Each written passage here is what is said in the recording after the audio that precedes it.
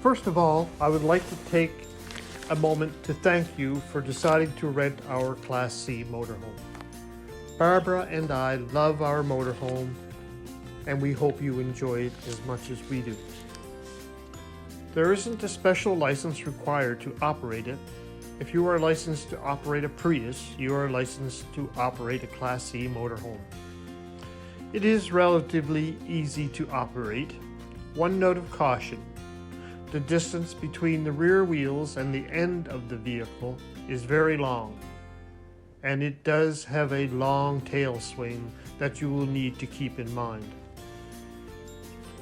I would like to tell you a little history of the motorhome. We purchased it in 2015 with 24,000 miles on the odometer.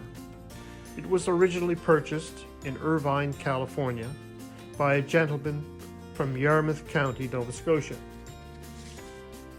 He imported it to serve as accommodations while auto racing in the Atlantic region. Since it was built for the US market, it has a couple of things I will tell you about. The speedometer/odometer are in miles per hour and miles. There are not any daytime running lights. You will need to turn the headlights on. There is a buzzer to remind you if you have left the lights on by mistake. And the literature for the unit is based on miles as the unit of distance. The motorhome is a 2008 Fleetwood Jamboree 31M. It measures 32 feet in length and 11 foot 7 inches in height. It is built on a E450 Ford chassis, powered by a 6.8 liter V10 Triton engine with 60,000 miles on it. It puts out 305 horsepower and 425 foot-pounds of torque, and it is rated to tow 5,000 pounds. It has enough power to climb the steepest of grades, towing a 4,000-pound car without missing a beat. We found the motorhome to be very reliable and have logged 40,000 miles in 6 years without any type of breakdown. We have made 3 trips to St. Augustine, Florida, and 3 trips to Austin, Texas. On one of the Austin trips, we went to San Francisco and returned to Halifax.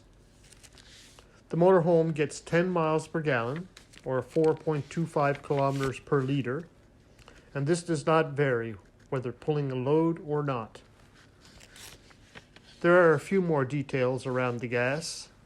When filling the RV with gas, a gas station with a slope at the tanks that will allow you to park with the nose of the motorhome lower than the rear is desired. If the motorhome is level or with the nose higher than the rear, air gets trapped in the downspout of the gas tank, which in turn causes the auto shut-off feature of the gas pump to activate continuously.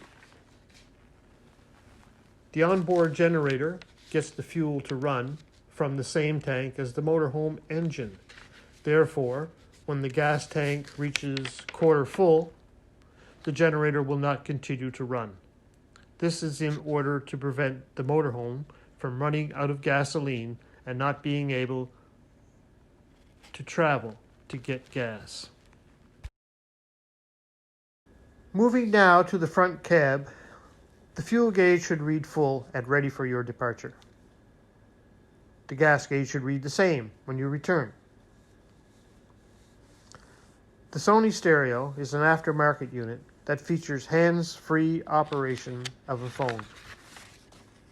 We also have installed a tire pressure monitoring system with the readout on a unit on the dash. This unit will alert you with a loud alarm should the tire pressure of any of the 6 tires approach an unsafe level. Please pull over and call roadside assistance should this occur. The Michelin tires were purchased new in 2020 and have 4,000 miles on them. Once you have traveled to the campsite, the first order of business is to position the RV on the site in the best location. The driver's side of the motorhome should be positioned closest to the site services. This usually means you will need to back into the campsite, or it may be a pull-through site, in which case you will just arrive, drive in, and then drive out when you're leaving. Park so the slides will not hit anything when they are extended. Also be mindful of any large overhead branches that could cause damage if struck. Once you have the motorhome located properly, it is time to level the motorhome. Check the level bubbles located behind the passenger seat on the little partition in the living area. If the bubble is too high on one end, the motorhome needs to be raised on the other end. For instance, if the bubble is high on the passenger side, the driver's side needs to be raised. A little off level is not a big deal. The amount of off level that is tolerable is a personal preference. However, if the RV is too far off level, the fridge will not operate.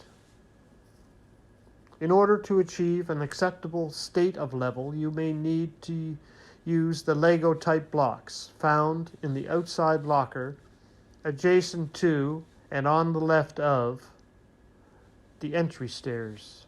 This is the most time-consuming part of the setup and is a little trial and error exercise. Once you've done it a couple of times, it gets much easier. I will provide a demo video of setting up that leveling system. After leveling of the RV, the next step is to check that there aren't obstructions preventing the extending of the two slides. Have the RV in park. Leave the RV engine running and apply the parking brakes. This will allow the extending of the slides. Go to the control panel located next to the entry stairs, and at just above eye level, there is a rocker switch. Push the rocker switch to the out position until the slide stops moving, then release the button. Next, proceed to the bedroom. On the left, just above eye level, just before entering the bedroom, locate the rocker switch for the bedroom slide. Push the rocker switch to the out position until the slide stops moving, then release it. Shut the RV engine off. I will do a video to illustrate this. Next is the connection of the services. You will find the electrical cord plugged into the 30 amp receptacle on the upper right inside the locker door. That's the door second from the rear on the driver's side. In order to run the AC, a 30 amp service is required, or the onboard generator will support the AC. If you don't have access to the electrical from the site, leave that cord plugged in so you have access to power from the onboard generator. I will also do a video to show that. Next is the sewer hookup. In the locker you will find a brown collapsing hose with orange fittings on either end. The fitting that is attached to the RV is the straight orange fitting, while the end with the orange 90-degree elbow is the part that fits into the site services. Once the hose is securely attached, the push-pull valves on the storage tanks can be opened and dumped into the site system. Now, some RV parks like RVers to leave both of the valves on the storage tanks closed until the tanks need to be emptied to cut down on odors. The black water tank should be operated like that anyway, so there is enough liquids built up to facilitate the efficient emptying of it.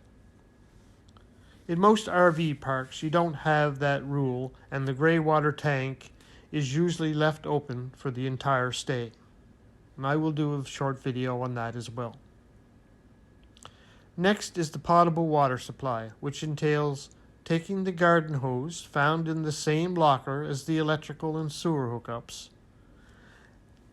connect it to the site water supply, sometimes referred to as city water, then turn the tap on. The city water supply hose should already be connected to the RV and is tricky to connect to the RV without excessive leaking, so please leave that connection undisturbed.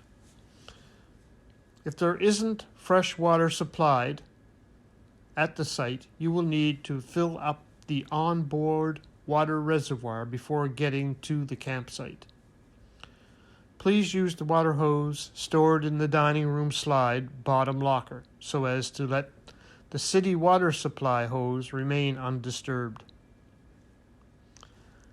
The access hatch and fill opening for the fresh water reservoir is located on the passenger side adjacent to the entry steps. It is a locked 3-inch by 3-inch door about chest height. It is recognizable by the melted corner on the hatch that got too close to the furnace exhaust. That tank will hold 35 gallons of water. The capacity of the gray water tank is 37 gallons, while the black water tank also holds 37 gallons. There is an onboard propane tank which will hold 59 pounds or 14 gallons of propane. There are 4 appliances that run on the propane: the furnace, the hot water heater, the stove, and the refrigerator. The refrigerator will run on electricity if available. The buttons over the refrigerator door control turning it off or on, and control if you want to use gas only or automatic, which will default to electrical when available, or switch to gas when electrical is not available. And I will do a short video on that as well. When you have entered the RV from the side door steps, you will see an information/control center with lights and buttons to your immediate left at eye level. This panel will tell you how much propane is in the tank, how much power left in the house batteries, how full your holding tanks are, fresh water, gray water, and black water. Because of the solids in the black water tank, the sensors get gummed up, and that reading is notoriously inaccurate. The black water tank fills slowly compared to the gray water tank and should not be an issue. That being said, if you haven't been keeping a close eye on the fullness of the gray water tank, you will notice a strong rotten odor in the bathroom area. Open the shower door to see if gray water is backed up in the shower. If so, the gray water tank is overfull and needs to be emptied before any more is added. All water other than what goes down the toilet goes to the gray water tank. The black water tank fullness can be checked by looking down the toilet with the water supply turned off and a flashlight to look down. When full, it will start ascending up the tube between the bowl and the tank. When using the toilets for solids, make sure to add the equivalent of a couple cups of water to the flush to aid in emptying the tank. Always ensure everything is flushed, from the bowl, especially toilet paper. It could cause flooding. And I will do a video showing all the stuff in the bathroom. When you are not connected to the electrical, the lights and a couple of other systems like water pump, furnace, fan, etc. run off of two 6-volt deep cycle batteries that are in a compartment at the top of the entry stairs. If you are using these batteries for long periods, say 24 hours, they need to be recharged by either being plugged into land power, or running the generator, or running the RV engine for 20 to 30 minutes each day.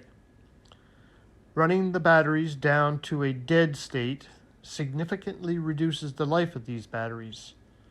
There is a rocker switch on the information control panel that allows the turning off of those batteries so as not to kill them completely.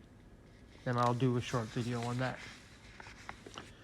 The onboard generator is an Onan Cummins 4,000 watt gas powered unit. As mentioned previously, it gets its fuel from the same tank as the RV engine, and the generator will stop running when the tank gets to a quarter full. Start the generator by holding the switch in the on position until it starts. If it has been dormant for over a week, it may take a few extra seconds to come to life. If the generator is running and you haven't any power, chances are the plug in the service locker isn't connected. If you happen to run out of propane and the water heater tries to light, it will trip a relay that you will need to reset on the control panel after the propane is replenished. There will also be a light illuminated, indicating that the ignition system of the water heater is in fault mode and needs to be reset after propane is replenished. And I will do a short video on that. All the windows, except the one over the kitchen sink, are equipped with accordion type shades that are tricky to operate. If you try to operate them with one hand, they move unevenly from one side to the other. Best results are achieved if two hands are used to raise both sides at the same rate. I will provide a short video on that issue as well. The stove is gas powered, that's propane gas, and works nicely, except I don't recommend the oven for use on much. It is tricky to light, and you need to hold in the ignition button while holding a lighter under the pilot light. I wasn't able to cook anything without burning it in the oven, but you're welcome to try. The burners can also be sometimes stubborn to light with the igniter dial. I always keep the barbecue lighter handy.